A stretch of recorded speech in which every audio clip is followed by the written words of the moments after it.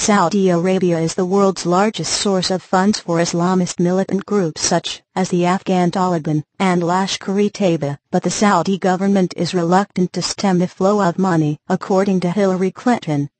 More needs to be done since Saudi Arabia remains a critical financial support base for Al-Qaeda, the Taliban, LET, and other terrorist groups, says a secret December 2009 paper signed by the US Secretary of State.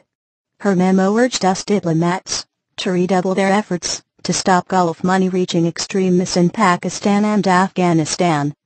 Donors in Saudi Arabia constitute the most significant source of funding to Sunni terrorist groups worldwide, she said.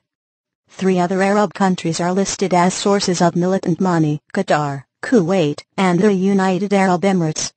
The cables highlight an often ignored factor in the Pakistani and Afghan conflicts: that the violence is partly bankrolled by rich, conservative donors across the Arabian Sea, whose governments do little to stop them. The problem is particularly acute in Saudi Arabia, where militants soliciting funds slip into the country disguised as holy pilgrims, set up front companies to launder funds, and receive money from government-sanctioned charities. One cable details how the Pakistani militant outfit Lashkar-e-Taiba, which carried out the 2008 Mumbai attacks, used a Saudi-based front company to fund its activities in 2005 period. Meanwhile, officials with the Let's charity wing, Jamaat Uddawa, traveled to Saudi Arabia seeking donations for new schools at vastly inflated costs, then siphoned off the excess money to fund militant operations. Militants seeking donations often come during the Hajj pilgrimage, a major security loophole since pilgrims often travel with large amounts of cash, and the Saudis cannot refuse them entry into Saudi Arabia. Even a small donation can go far. LET operates on a budget of just $5.25 million, $3.25 million, a year, according to American estimates. Saudi officials are often painted as reluctant partners. Clinton complained of the ongoing challenge to persuade Saudi officials to treat terrorist funds emanating from Saudi Arabia as a strategic priority.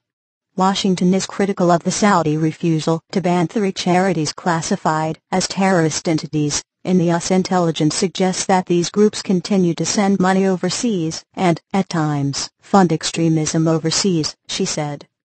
There has been some progress.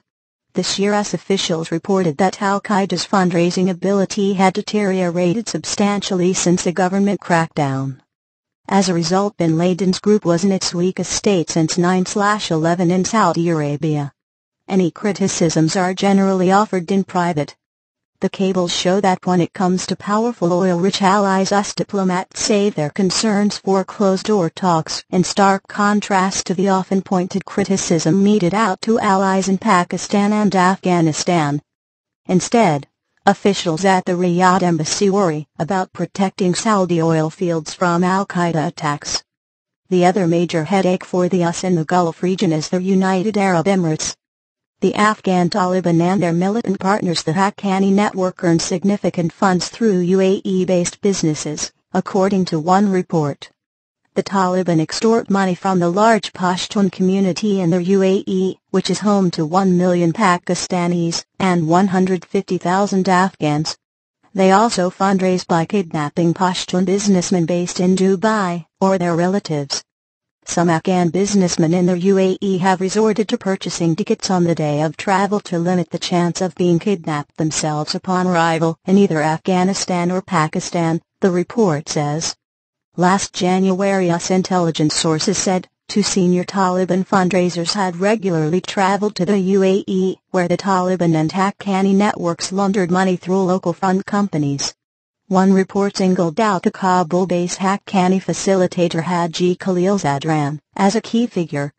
But, Clinton complained, it was hard to be sure. The U.S. weak financial regulation and porous borders left us investigators with limited information on the identity of Taliban and LET facilitators. The lack of border controls was exploited by Taliban couriers and Afghan drug lords camouflaged among traders, businessmen, and migrant workers, she said. In an effort to stem the flow of funds, American and UAE officials are increasingly cooperating to catch the cash courier smugglers who fly giant sums of money into Pakistan and Afghanistan. In common with its neighbors, Kuwait is described as a source of funds and a key transit point for Al-Qaeda and other militant groups. While the government has acted against attacks on its own soil, it is less inclined to take action against Kuwait-based financiers and facilitators plotting attacks outside of Kuwait. Kuwait has refused to ban the Revival of Islamic Heritage Society, a charity the US designated a terrorist entity in June 2008, for providing aid to Al-Qaeda and affiliated groups, including LET. There is little information about militant fundraising in the fourth Gulf country singled out, Qatar, other than to say its overall level of CT cooperation with the US is considered the worst in the region. The funding quagmire extends to Pakistan itself, where the US cables detail sharp criticism of the government's ambivalence towards funding of militant groups that enjoy covert military support. The cables show how before the Mumbai attacks in 2008, Pakistani and Chinese diplomats maneuvered hard to block sanctions against Jamaat-ud-Dawa. But in August 2009, 9 months after sanctions were finally imposed, US diplomats wrote, "We continue to see reporting indicating that JUD is still operating in multiple locations in Pakistan, and that the group continues to openly raise funds." JUD denies it is the charity wing of LET.